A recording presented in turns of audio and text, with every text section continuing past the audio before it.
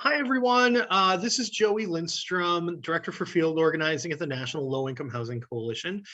Thank you so much for being here today for our weekly call on the HoUSed campaign, where we share updates about what's happening nationwide on providing housing that is universal, stable, and affordable.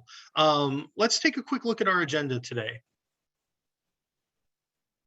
So just a couple of updates before we get into it. Number one is so that everyone is aware, there will not be a national call next Monday. I know you keep it set in your schedule and you plan your week around it, but because of the Thanksgiving holiday, we will not be preparing a fresh agenda for next week. So 1 week off from the Monday national call. I'd also like to share as a reminder that these calls are always recorded. We send out the recording as well as some notes one day after the call. You'll get them tomorrow. And there will be some links and documents in there about things that our speakers today are going to be sharing. And speaking of those speakers, we'll have Kim Johnson from our own NLIHC staff talking about the Build Back Better Act, some updates and next steps, and also sharing a couple of things about what's going on in Capitol Hill on the federal budget. And then we're going to talk about emergency rental assistance and some technical assistance made available to communities. And that we'll have Lauren Lowry from the National League of Cities. And then we'll turn it over to HUD to take a look at their emergency housing voucher dashboard. And we're very lucky to have Chad Ruppel joining us. Before we talk about NLIHC's own Erase project, ending rent arrears to stop evictions. And we have with us Emma Foley, Sarah Gallagher, and we'll also take a look at one of the organizations doing some great work on emergency rental assistance, the Lawyers Committee for Better Housing, and we're happy to have Michelle Gilbert with us there. Then we'll take a look at some field updates about some really important advocacy and solutions that are being deployed in local communities. And today we have Eric Huffnagel to talk about some efforts going on in Michigan related to short-term rental markets.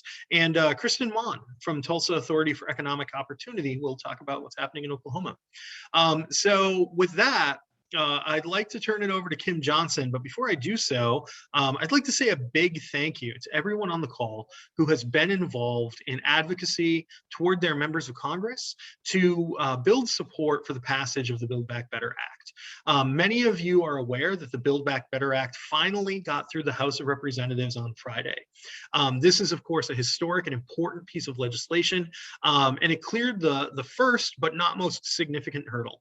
The following weeks of advocacy targeted at the Senate are going to be extremely important, and we will need everyone to redouble their efforts and talk to their senators to make sure that we have enough support to pass this bill and get it to President Biden for his signature. But with that, I'll turn it over to our policy expert for today, Kim Johnson. Kim, take it away. Hi, everyone.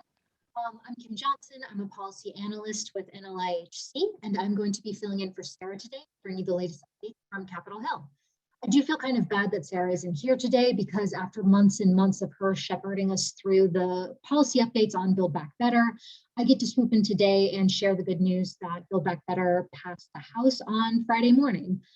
So like Jerry was saying, the House voted on November 19th to approve the Build Back Better Act along a near party line vote of 220 to 213. The $1.75 trillion bill contains over $150 billion for affordable housing and community development investments, including significant funding for the House campaign's top priorities.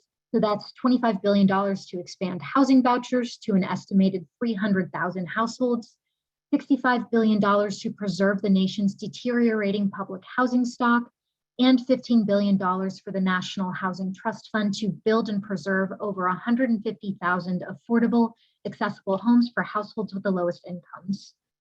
Before I go on, I wanted to take a second to copy Joey and thank you all for your activism over the last year.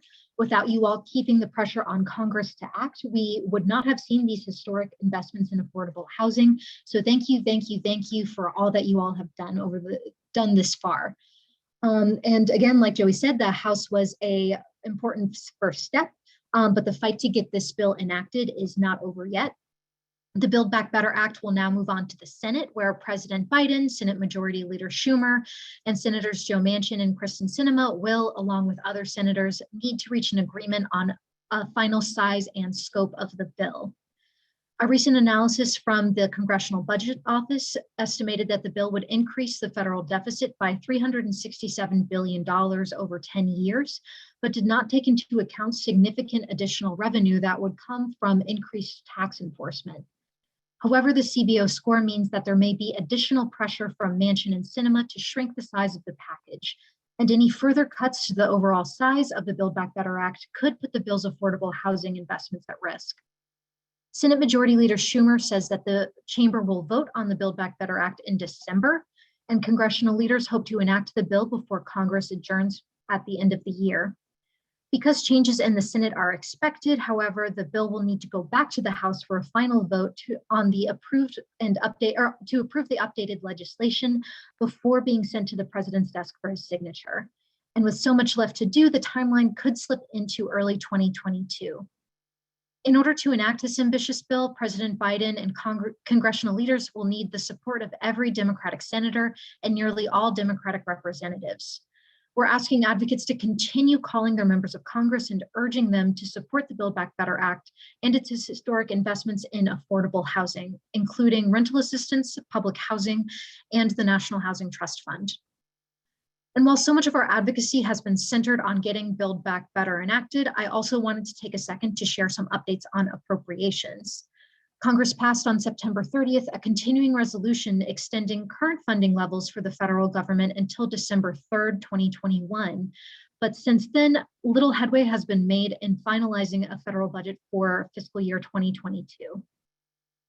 The Senate Appropriations Committee released the text of several FY22 spending bills in October, including a transportation, housing, and urban development bill that would increase HUD funding by $5.7 billion over FY21 enacted levels. However, Senate appropriators have yet to reach an agreement on top-line funding numbers for the FY22 omnibus spending package, so there will be another short-term continuing resolution enacted to take us through mid-December. With the Senate slated to consider the Build Back Better Act in the coming weeks, there's concern that a short-term continuing resolution to mid-December won't be enough time for Congress to finish its appropriation work.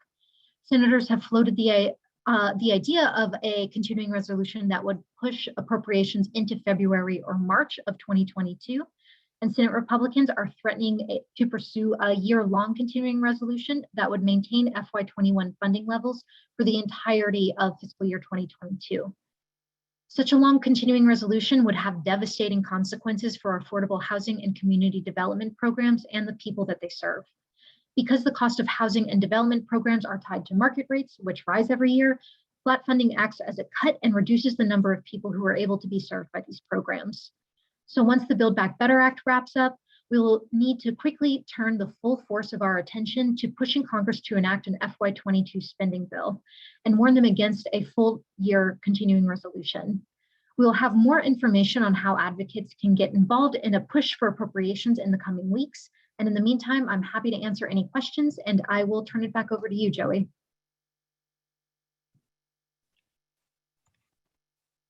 Thank you so much, Kim. I'm not seeing any questions coming into the Q&A box yet, but please stick around because I'm sure people will express some curiosity in the near future. So folks, just to call out, you can submit questions in the Q&A box at the bottom of your screen, and please feel free to do so. Thank you, Kim, for that excellent update. We're going to move on now in our agenda, and I am happy to introduce Lauren Lowry, who is Director of Housing and Community Development over the National League of Cities. Lauren is going to share some about their technical assistance program related to ERA. Lauren, please take it away. Thank you, Joey. Hi, everyone, and thank you for the invitation. Next slide. I'm here to talk about our emergency rental assistance, technical assistance that National League of Cities and Stanford Legal Design Lab are leading. Next slide. National League of Cities and Stanford Legal Design Lab are serving as strategic thought partners in the creation and improvement of local emergency rental assistance program. And we're currently supporting 5 cities in the areas of data analysis or support, communication, outreach, and engagement strategies, program development, program improvement, and program evaluation. This program was made possible with the generous support of the Annie Casey Foundation. Next slide. The 5 cities selected to participate in this program are currently part of National League of Cities and Stanford Legal Design Lab, a 2021 Eviction Prevention Learning Lab. It was a competitive application. So we're currently working with Chattanooga, Tennessee, Chicago, Illinois, Kankakee, Illinois, Milwaukee, Wisconsin, and Thornton, Colorado on a variety of topics related to their emergency rental assistance. Next slide. And how we're delivering this, it's an individualized technical assistance. So not only are we providing a dedicated project manager to work with city teams made up not only of city departments, but we're also working with cities with their county departments, including the coalitions that they have built during the COVID-19 pandemic and prior. We're working with these cities to improve disbursement process. We're also utilizing data to improve targeted community outreach strategies and increase the number of hard to reach households. We're also trying to increase participation in the emergency rental assistance program. We're also evaluating the outcomes of our recommendations. We're also providing stabilization strategies in addition to helping improve emergency rental assistance. And next slide. And over the course of the couple of months, we hope to roll out a number of case studies, blogs, and even some data visualization talking about what cities have done during this time to improve the disbursement of their local emergency rental assistance program. And I'll pass it back to you, Joey.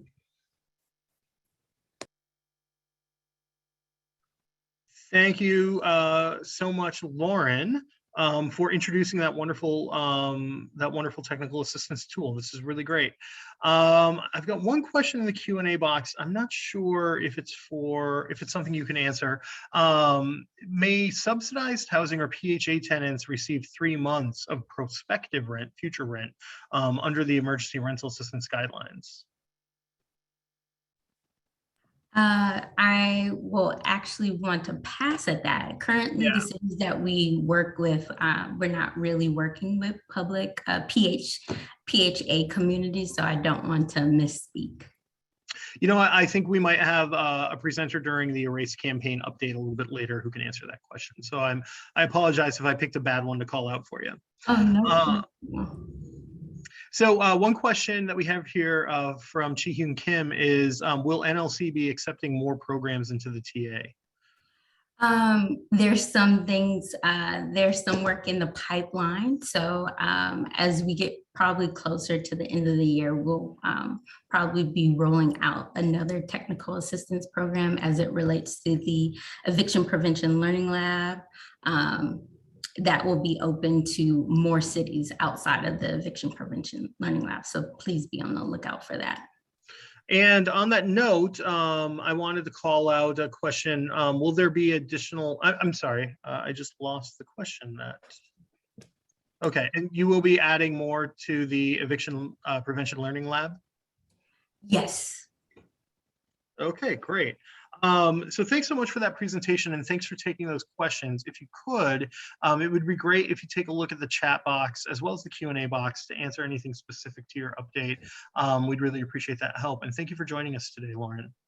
No problem. And thank you. I'll be dropping some links in the chat about the emergency rental assistance and the Eviction Prevention Learning Lab as well. All right, great. I would like to then move our agenda along and turn it over to Chad Ruppel. Chad is here with us from HUD, where he is the Director of Program Support Division in the Office of Housing Voucher program. So Chad, please take it away. Hi, thanks everybody, or thanks for having me. I'm here to really just give you all a preview of something we're very excited about here in HUD, and that's our emergency housing voucher dashboard. The dashboard, there is a front page of it. Thank you, Tim. The dashboard is available at www.hud.gov/EHV. We tried to make it as easy as possible, and I'll enter it into the chat when I get a chance, but very simple. It's right there. The dashboard, I don't know, Kim, if you have any other pictures of it. There we go. This is the best picture of the dashboard. This, I think, dashboard represents like a new level of transparency for HUD voucher programs. This is data as of yesterday that we've collected into our IMS PIC system. These are all of the EHV, different group of emergency housing voucher awards. How many have been distributed around the country to PHAs around the country? How many have been issued? How many have been leased?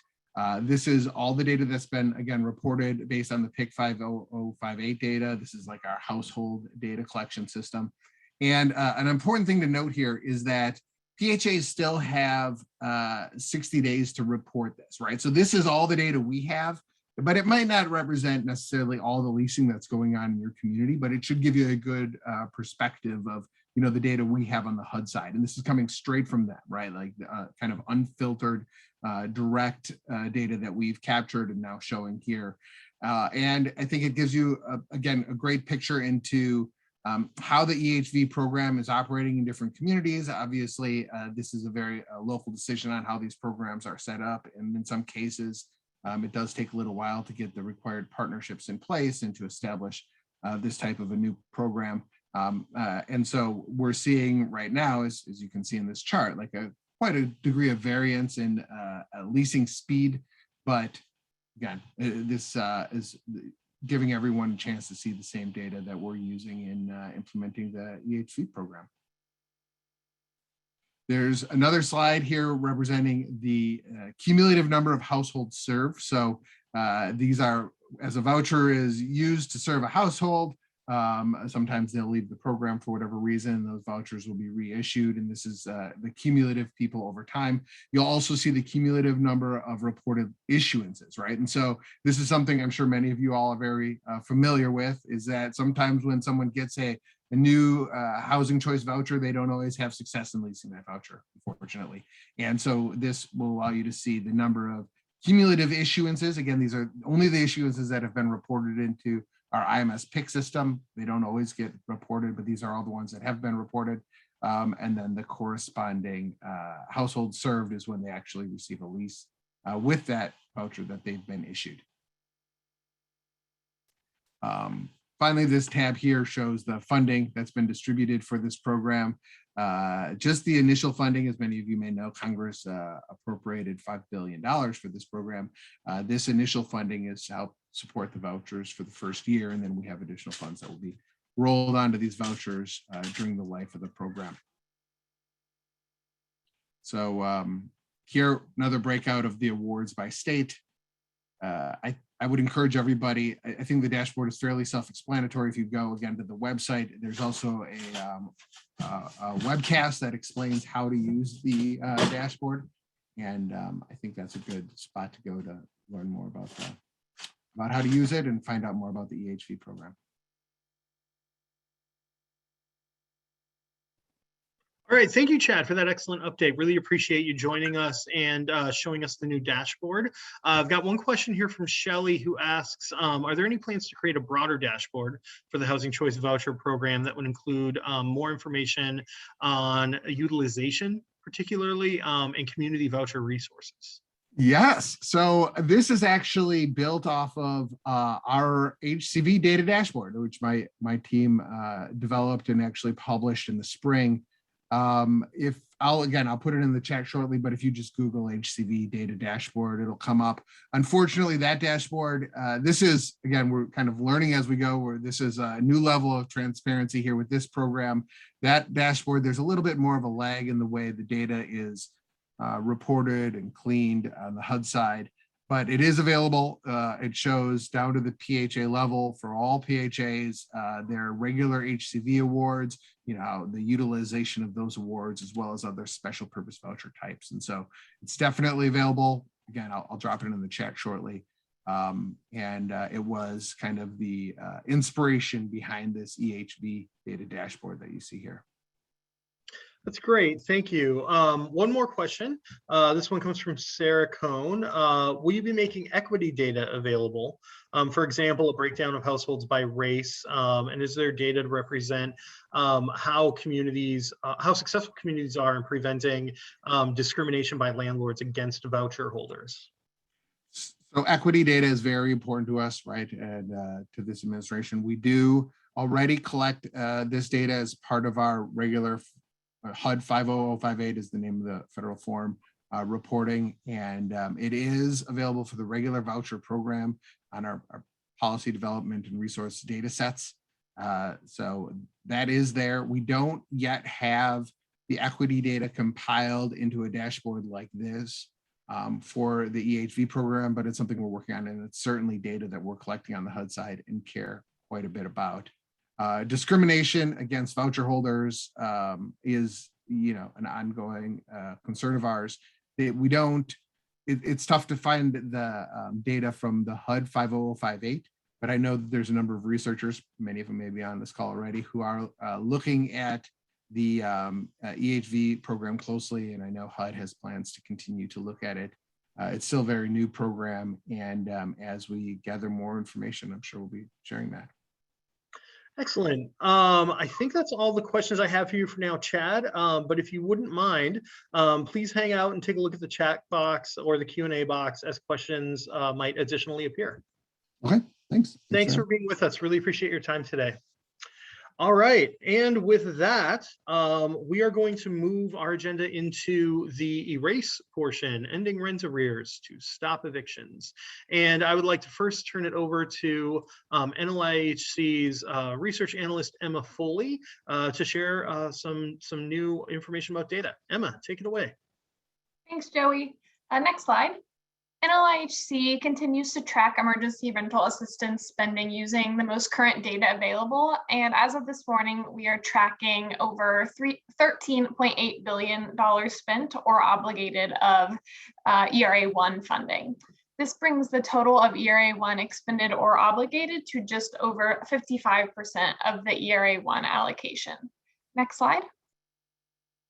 And as you can see from this table, state grantees appeared to be largely catching up to local grantees in their percent of funding dispersed, with both dispersing approximately 58% of their respective allocations. There are still large disparities within these categories, though, with some programs having spent all of their allocations, while others have spent close to nothing. We expect that updated emergency rental assistance data, spending data, will be released in the coming week or so, though the timeline may adjust based on the holiday. This update will include spending data and households served through the end of October, as well as updated metrics for Q3. We expect that the data will include updated spending information for tribal government and tribal designated housing entities, as well as high-level numbers on the number of applications submitted across all programs, as well as assistance provided by income band and by assistance type. And of course, we'll be sure to share those updates with you as we have them. Next slide. And 2 weeks ago, we noted that several large ERA programs have started to put their application portals on hold because they have obligated nearly all of their ERA1 and ERA2 funds. And we have seen this trend continue in the last several weeks. So in addition to Texas, most counties in New York and the District of Columbia, 2 other states, the state of Oregon and New Jersey, have announced that their application portals will close. Oregon's will be on hold beginning December 1st, and New Jersey's will be on hold beginning December 15th. Several large local jurisdictions have also stopped taking applications. It is possible that these programs and others will receive additional funds through the reallocation process, but for now, these places have announced they're putting accepting applications on hold for the Treasury Emergency Rental Assistance Program. NLIHC continues to track which programs are open, permanently closed, or on hold in our rental assistance lookup tool linked here. That can be found at nlihc.org/rental-assistance. Additionally, several of these closed programs have forms posted on their website so that renters who would like to apply can be notified if these programs reopen their portals in the future. Next slide. Many of these closed programs have indicated that they have already requested or intend to request reallocated funds. States that have indicated they will request reallocated funds include California, the District of Columbia, Massachusetts, New York, Oregon, and Texas. Localities that have indicated they will request additional funds include many that have already run out of ERA1 and ERA2 funds, including Austin, Texas, Philadelphia, Pennsylvania, Richland County, South Carolina, and Travis County, Texas. Several states have also already begun voluntarily reallocating funds to local grantees, which includes Louisiana, which has reallocated some of its funds to New Orleans. If you know of any additional programs that have requested reallocated funds, please let us know by emailing research@nlihc.org, and we'll continue to track where this funding is being recaptured from and where it is being reallocated to. And now I will pass it over to Sarah Gallagher for our erase updates. Great. Thank you, Emma, so much for that update. It's always great to hear where we are at in terms of spending and reallocation. Hi, everybody, I'm Sarah Gallagher. I'm the Senior Director of our erase project here. And as you all know, we're working with a cohort of 38 members, state and local partners, who are really working on the ground in their state and local communities to support ERA implementation through three tracks, ensuring ERA is visible, ensuring it's accessible, and ensuring that it's preventive. Today, we are going to have our program spotlight really focus on the preventive track of our erase project. And right now, as we go into as many programs do begin to sort of come to the cap of their spending and we come to some pauses, it's really important that we are focused on the state and local court engagement and partnerships to ensure that evictions are being prevented and that no households really experience housing loss. So today we're going to hear from Michelle Gilbert, and she's a legal director at the Chicago COVID-19 Eviction Prevention Project, and is really going to talk through some of the strategies they're working through to prevent eviction and to create partnerships in a post-COVID-19 situation in the court system. So with that, I will hand it over to Michelle, who will talk about the work they're doing in Chicago. Good afternoon, everyone. My name is Michelle Gilbert. I'm legal director at the Lawyers Committee for Better Housing, which is a 40-year-old private, not-for-profit focused on, as you get it, better housing. Initially, a lot about conditions, but increasingly over time about improvements to eviction defense process. We have three arms: legal staff, supportive services staff, which works on rental assistance, and a data and policy team that collects data about evictions in Chicago and issues reports. I have some links. I'll put the links in the chat as well. I'm very proud of our eviction data collection for just a relatively small program to have got together that database. We have 10 years of eviction data for Chicago. Next slide. Okay, next slide. So prior to the pandemic, the Cook County eviction courts were characterized as the tenants getting a summons with as few as 7 days before court. That first court date was designated a trial. Often people went to trial the very first time they went to court. Often the trials lasted, 90 seconds, 2 minutes. Witnesses weren't really sworn in. We would coach tenants on how to plead for a continuance, and plead in the sense of beg, not in the sense of filing a motion, because some judges would grant them. It was very sporadic.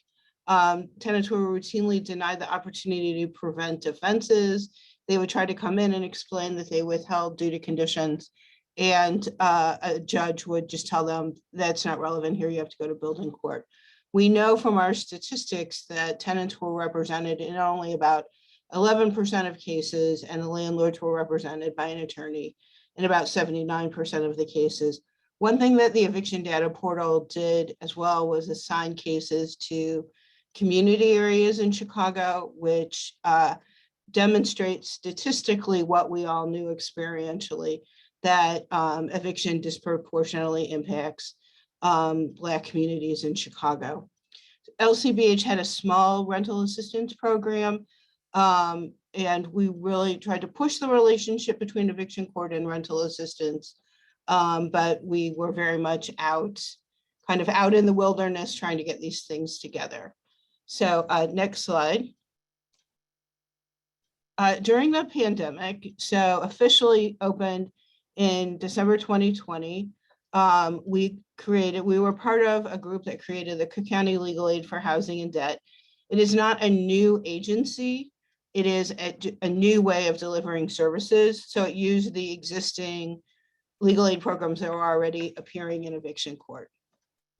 So Cook County Legal Aid for Housing and Debt consults with tenants and consumers. The case doesn't have to be in court yet. Oh, and I should say, and very importantly, also consults with unrepresented landlords, which I think is a really important component of the program.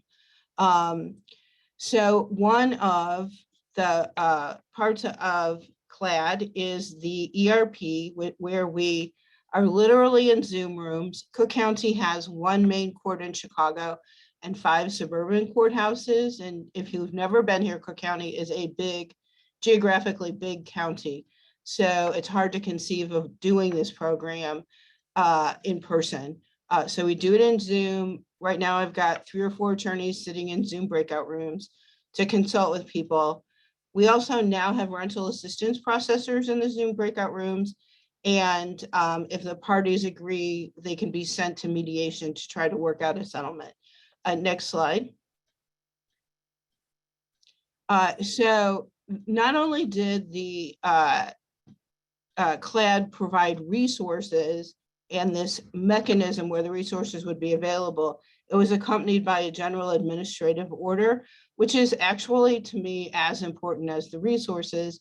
It requires that all court dates be 30 days out from when it's filed, that it's set as an initial case management, not a trial, and it institutionalizes a 14-day ERP continuance where the parties are encouraged to work out a settlement.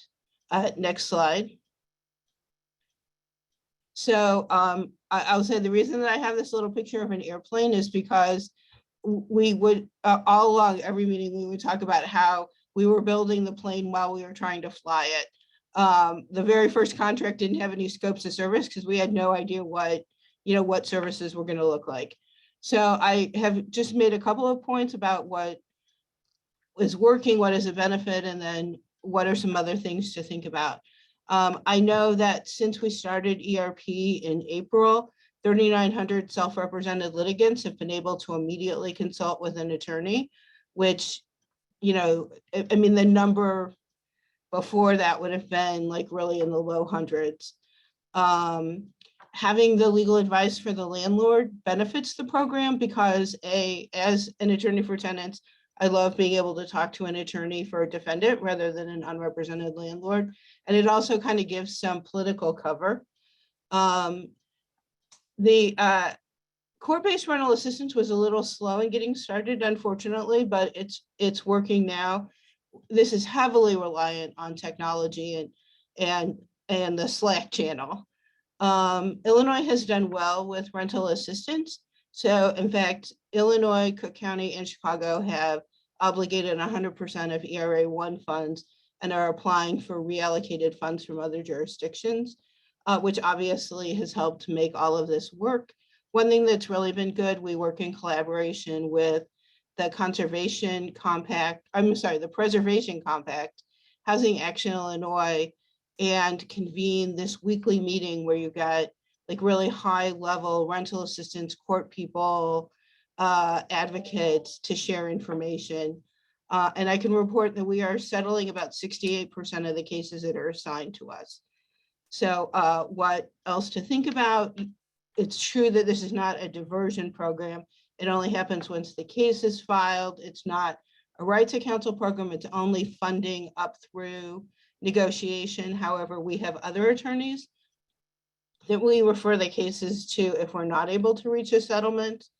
You know, it's still a work in progress. They're still attaching parts of the airplane, and you know, we're worried about how landlords will react, how the court is going to react. You know, the caseloads are really building. How my poor attorneys are going to react, because I have to worry about their caseloads as well. You know, what happens when we spend through all the rental assistance? That's really going to dry up our ability to work out deals with rental assistance, and shows that we need to be lobbying the state for more state general revenue for rental assistance. And just last, I'd point out that Chicago and Cook County, which are sort of two jurisdictions, have tenant protection ordinances that you don't find anywhere else in Illinois, including the right to pay the back rent and stay, and prevention of source of income discrimination.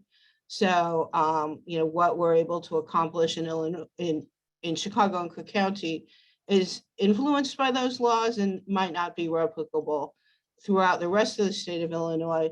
So again, the groups that we're working with in the Erase Project are working to pass source of income discrimination throughout Illinois.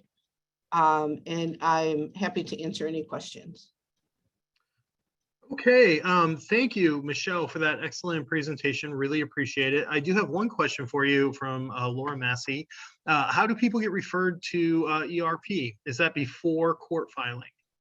It is after the court filing. The two things: the GAO requires that landlords attach notice about CLAD services to every summons. So some people call us as soon as they're served.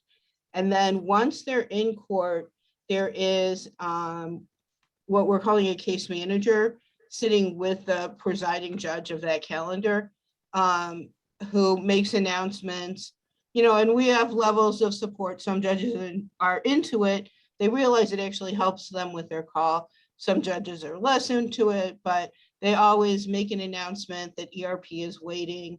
And then people, and all of these preliminary court dates are by Zoom. So people are transferred from the courtroom Zoom into the ERP Zoom, and then into an individual breakout room where they can talk to an attorney. You know, I'm kind of two minds. You know, I'd love for it to be eviction diversion. And obviously we do other things, you know, working with rental assistance and other partners to try to prevent cases from going into court. But I also see some value in it being court-based rental assistance, in that, you know, some people just didn't, some tenants or landlords didn't really even know how to apply or what resources were available, and didn't really know what to turn. So the landlords kind of reflexively did what they do, which is file an eviction, and we're able to scoop them up that way and say, here, let us help you apply for rental assistance. Okay, thanks so much, Michelle. That's an excellent and thorough answer following a really great presentation. Really appreciate that. Before we move on from the emergency rental assistance and erase topic, we do have a question that came in through the chat box from Stephanie Woods. And the question is, can people find out what agencies in Louisiana have redirected ERA funds to additional communities or agencies, like as was mentioned about New Orleans? And I'm wondering, Emma, if you've got some information about that. Yeah, it's a great question. So right now, Treasury hasn't released any kind of systematic information on within state reallocation or reallocated funds, where reallocated funds are being recaptured and reallocated to in general.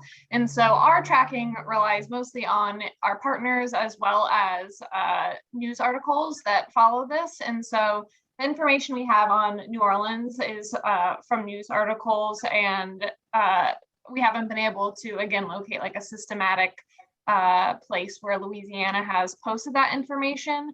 But we are really relying on kind of word of mouth without that data from Treasury. And so again, if anyone knows of places where this is happening, we'd love to know about it. And you can let us know at research@nlihc.org. Thanks so much, Emma. Really appreciate all of that information. Michelle, I'm going to ask you to rejoin us because another question came in through the Q&A box specific to your update, which is kind of related to the idea that everything you presented on seems to be done virtually. What support is offered for individuals without internet capabilities?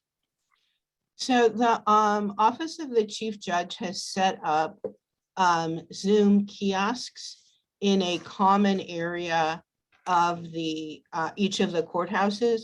Like in an old, actually in Chicago, it's like in an old cafeteria space. So they look like little student library desks. And some of the staff have been reallocated to help people sign up to Zoom. So they are in the courthouse, but not in the courtroom. They're in this large common area. Chicago is still under, a mask mandate any time you're inside. And so still really trying to follow socially distanced protocol. We have done some work with libraries or community-based organizations. The kiosk is a little bit more private because it's like a library carol where in the actual public library, the computers are all like pretty public and also difficult for people to stay on for a long time. It is important to our mission as well as other participants to do community engagement. And I have a flyer that I just called Go to Court to try to explain to people, if somebody comes in with court papers, tell them to go to court by Zoom. If they can't do Zoom, where they can go to one of these kiosks, and also to let them know that the resources are in court. I think very much the eviction courts were seen as the end of the line, like, you're going to go there and you're just going to get evicted, and trying to say this is no longer the end of the line. It's just one more stop along the line. So we're really hoping to try to get people to come into Zoom court. Just finally, I'll say, I was very worried at the beginning of the pandemic. Our office and several others filed an amicus brief in support of our governor's eviction moratorium in a local court and in an appellate court, where I'm happy to say he prevailed until such time as the case was moot. But my piece that I wrote in the trial court was that I was very worried about connectivity. But actually in practice, I've found that tenants have been able, unrepresented people generally, have been able to come into Zoom on their telephone. It's not ideal, but because it's just a case management where they're setting dates, it's not a trial. If it were a trial, that would be held in person. It's working better on phones than my worst fears from last year. All right, great. Thank you so much, Michelle. Really appreciate that. I'm not seeing any additional questions at this time, but please hang out. Other folks might post questions in the chat box or in the Q&A box. And I'd like to turn it over now to a couple of field updates, sharing about what's happening throughout the country. And we're very fortunate to have with us today Eric Huffnagel, the Executive Director of the Michigan Coalition Against Homelessness. Eric, please take it away, sir. Very good. Thank you, Joey, and hello, everybody. I wanted to spend a few minutes talking to you about short-term rental legislation that is currently active in the state of Michigan. I just have to think back to when I participated in a meeting that was held there in DC, hosted by NLIHC with state partners. And there was a presentation about short-term rentals. And I have to say it was quite informative. I think everybody in the room felt like there was information that was just astounding to them about the impact of short-term rentals. And that's information that I took home with me, and have to say that in the conversations that I had with state legislators as well as members of Congress going forward from that point, there were often opportunities for me to be talking about the impact of short-term rentals on our housing stock in an already troubled market with respect to us having very, very limited housing stock. And so with that said, those kinds of conversations were taking place occasionally. Back in 2019 in our state, there was a bill that was introduced that would preempt units of government from regulating short-term rentals. That was something that was introduced, had one sponsor. It was actually something that was referred to a local government and finance committee, which seems appropriate. That didn't go anywhere at the time. Single sponsor, again, didn't go anywhere. Fast forward a little bit, in 2020, there was an issue with respect to the regulation, the zoning regulation of surface mining. That, while it doesn't seem like it is connected, actually is. It relates very directly to the local units of government having the ability to regulate what is where with respect to zoning. During that period, there was a lot of discussion about that. The bill passed and it became law. So that was usurping local authority. I believe that when that happened, what we found was that those who were interested in supporting short-term rentals felt that there was a soft underbelly that was exposed, and there was an ability then to pursue this issue again. So a bill was actually introduced in 2021, back last May, that this time had 20 co-sponsors, including 3 Democrats and 17 Republicans, and seemed to have some discussion early on, a lot of anecdotal conversations taking place about how this is important when there's a family that wants to supplement their income and wants to rent out their property for a couple of weeks. They shouldn't be precluded from being able to generate extra money, et cetera, et cetera. So the anecdotes changed a little bit over time. It kind of went on a quiet period, stealth mode, where we didn't hear a lot about what was going on. And then over the summer, there was a little bit more activity. And then lo and behold, in October, there was actually a vote that was taken. It moved to the floor. Vote was taken, and the bill passed the House 55-48.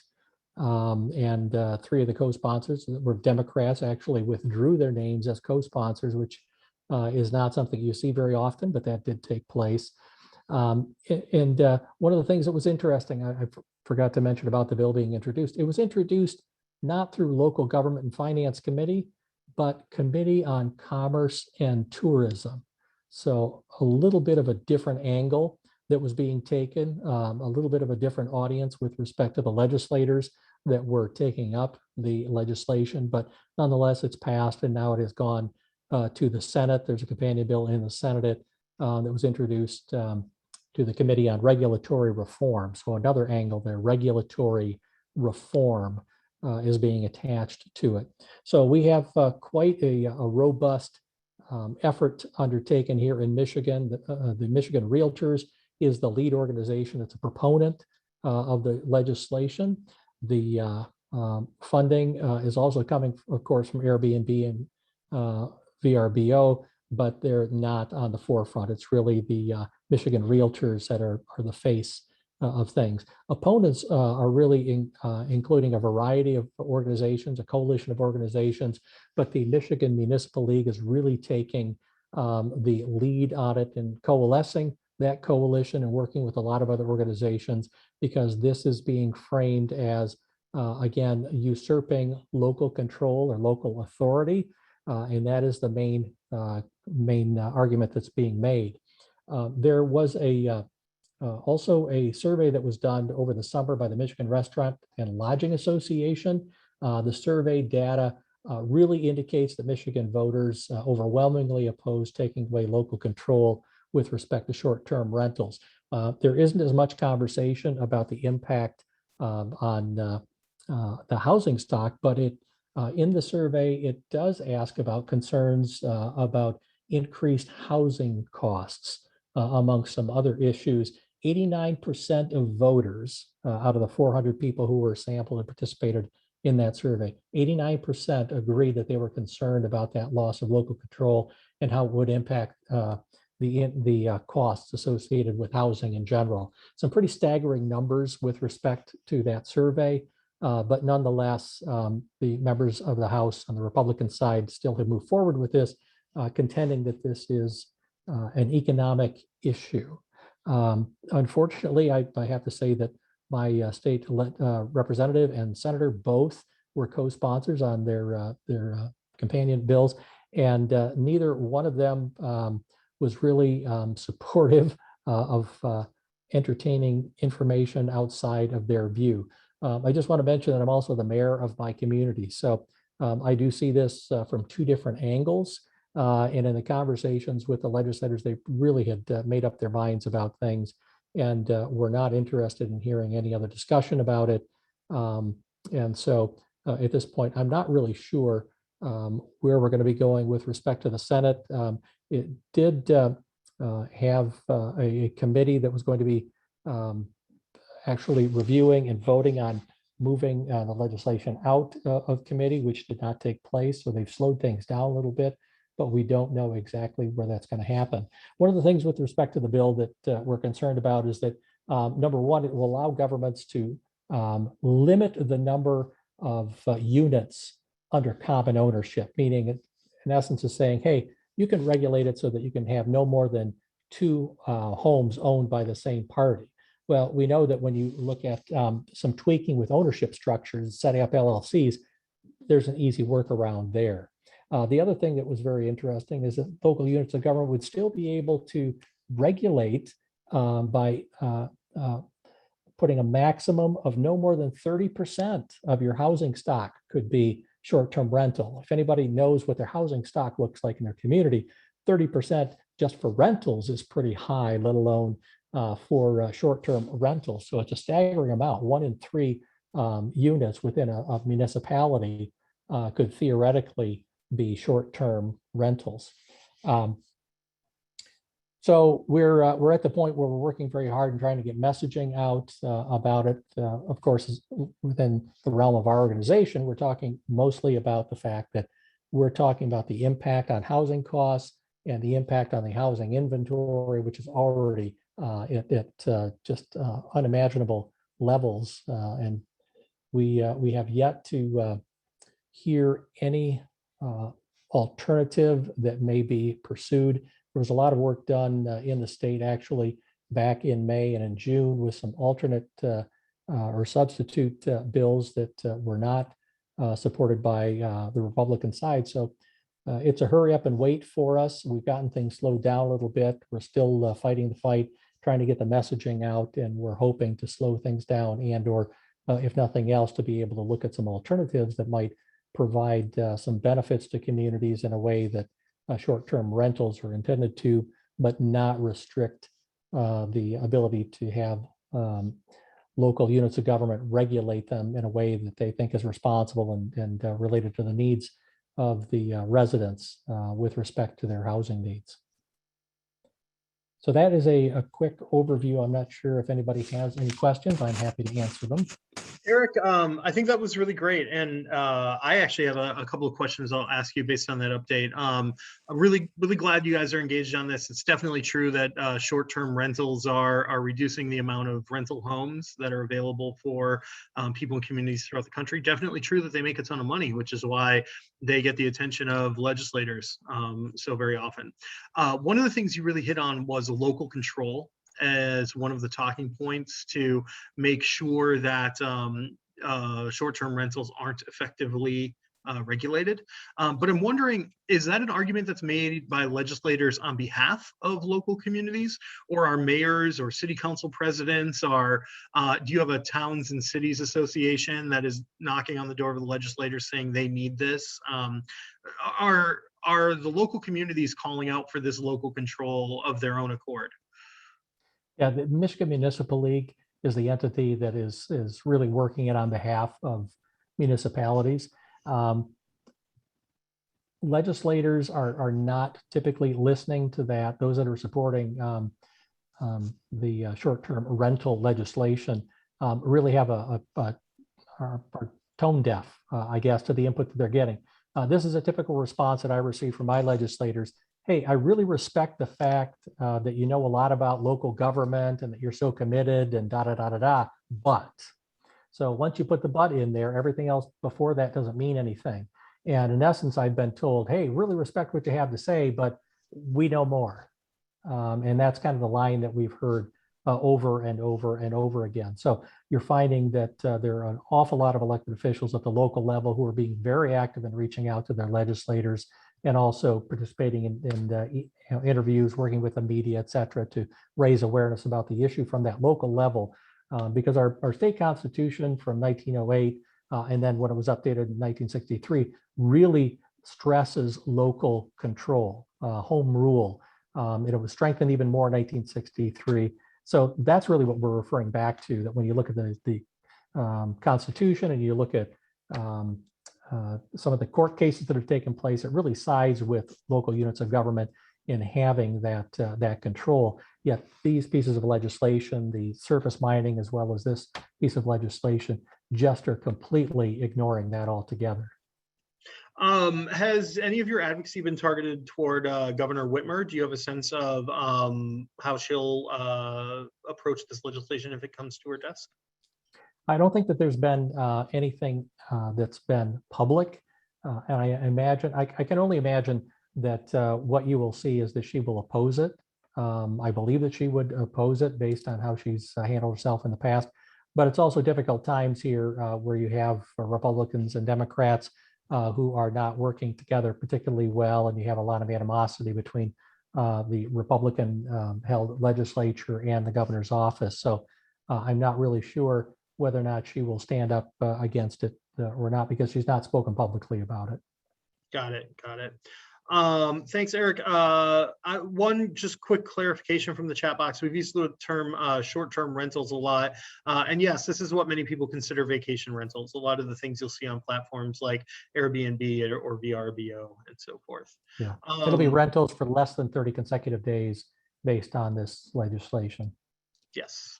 Okay, so I think those are all the questions that we've had for you, but do hang out, do look at the chat box. Oh wait, actually I'm seeing a couple more questions that just dropped in. Let me give them a quick look.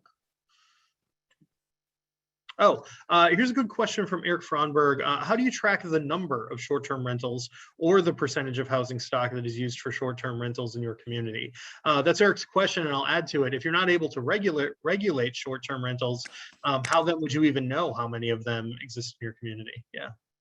Excellent question. Currently in my community, we're not able to, but we're in the process of developing a rental registration and inspection program. That's something actually that we believe our city commission is going to be taking up within the next few months. It's that far along in process. One of the unfortunate outcomes of this legislation will be that we will not be able to effectively implement. The communities that have them now will not be able to implement those programs going forward, because you cannot distinguish between the types of housing within a particular zoning classification. So if you're going to be doing the registrations and inspections as a requirement for rentals, you'll have to do that for everything, meaning non-rentals. So it really undermines the whole program that's been put in place in so many units or so many municipalities around the state. So that's another unintended outcome. I think it's unintended, but that's a real concern. Thanks so much, Eric. Really appreciate all of that excellent information. We're going to move on now to our next field update, which is from Kristen Mon in Tulsa, Oklahoma. Kristen is the Director of Housing Development and Incentives with the Tulsa Authority for Economic Opportunity. Kristen, please take it away. Thank you so much. Good afternoon. My name is Kristen Mon. I'm the Director of Housing Development and Incentives for the Tulsa Authority for Economic Opportunity, or TAO. TAO is the independent public trust that leads and supports the City of Tulsa's economic and community development strategy. We continuously invest in Tulsa, our neighborhoods, our people, and our economy with the goal of leveraging our public assets and financial resources to create economic opportunity and eliminate disparities. So Tulsa has been experiencing an affordable housing crisis, just like everywhere else. 46% of our renters are cost burdened, and we have a shortage of over 4,000 affordable units. Our shortage of affordable housing has contributed to Tulsa having the 11th highest eviction rate in the country. Part of my role at TAO is to work on the implementation of the City of Tulsa's affordable housing strategy, which was adopted in December of 2019. As part of that strategy, we want to work collaboratively with landlords and property managers to support the best rental practices and our larger goals as a community to address our housing crisis. Next slide, please. So today I am sharing TAO's Gold Star Landlord Program that launched on March 15th of 2021. The Gold Star Landlord Program was developed in collaboration with the Tulsa Health Department to build on their voluntary proactive rental inspection program, the Safe and Healthy Homes Program that launched in 2019. In Oklahoma, we have a statutory preemption preventing the creation of a rental registry, which then in turn prevents us from creating a mandatory proactive rental inspection program.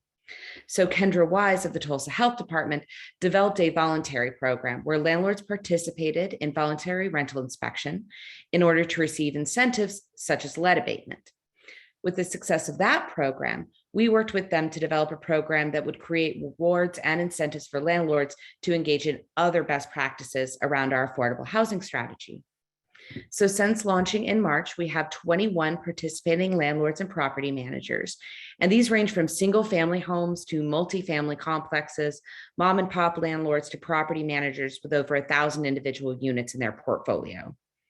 We have over 1,000 homes and apartment buildings throughout the city of Tulsa and properties in every council district. It's hard for us to tell exactly how many units, just because, as I said, we don't have a rental registry, but we are able to know that we have properties available through the Gold Star Landlord Program in every council district. So it is a truly citywide program. And next slide. There we go. So there are currently 4 requirements to participating in the Gold Star Landlord Program. All the requirements are free, so there's no additional cost to participation. The requirements also bring their own rewards and incentives. So of course, the first requirement is participation in the Tulsa Health Department's Safe and Healthy Homes Program. Landlords must also participate in the Abode Initiative, which supports landlords to increase affordable housing opportunities in Tulsa. So this is a free program that I administer for TAO, and landlords and property managers receive weekly emails from me with updates on resources and opportunities in the city of Tulsa. We also host at least monthly educational webinars on topics that range from energy efficiency grants to our emergency rental assistance program. Landlords must also list their vacant units on the Housing Solutions and City of Tulsa's affordable housing waitlist, which is through affordablehousing.com. By listing all vacant units through a free centralized resource, it is easier for community partners and tenants to locate available units and for landlords to fill their vacancies more quickly. Finally, landlords must agree to request mediation from the Early Settlement Mediation Program prior to filing an eviction for any reason other than criminal activity. So the Early Settlement Mediation Program is a free mediation program supported by Tulsa County and the Oklahoma Supreme Court. Landlords agree to request mediation to resolve disagreements. This includes non-payment of rent or breach of lease, and participate in good faith in mediation prior to filing an eviction. So the mediations can be scheduled within 2 weeks of the request and are held both virtually and in person. Landlords are also required, as part of their participation in this program, to provide a notice to their tenants that they do participate in mediation. And that notice also provides information on how tenants can request free mediation to resolve their disputes with their landlord.